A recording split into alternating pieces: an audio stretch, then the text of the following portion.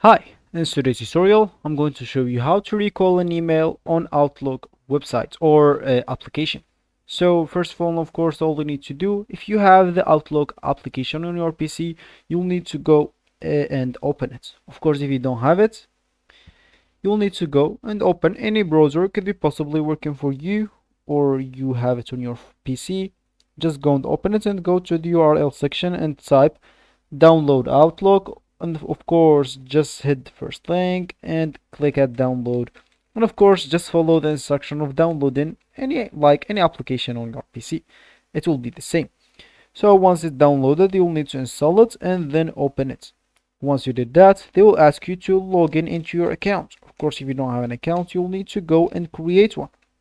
That will be simple as well. So once you did one of those two options, you'll find yourself here with this home page or with this main screen. And as we said in the beginning of the video, you would like to recall an email on the Outlook application. So of course, if you want to do that, you'd like to select or to double click the message so it will open in another window. Let me just go here to send email, double click on this email, and as you can see, it will open on a new window. From here, you would like to select file, as you can see, and now you would like to select info. Of course, if you are not at info, you would like to select it. Sorry.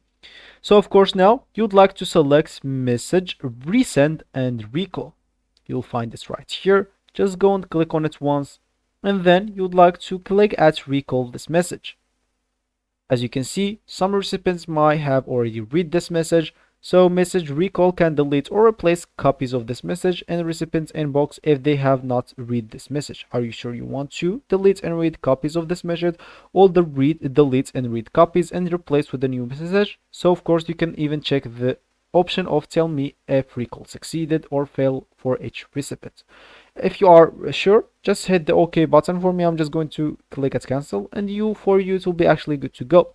So that will be actually for this tutorial. I hope you like it. Thank you guys for watching, and goodbye.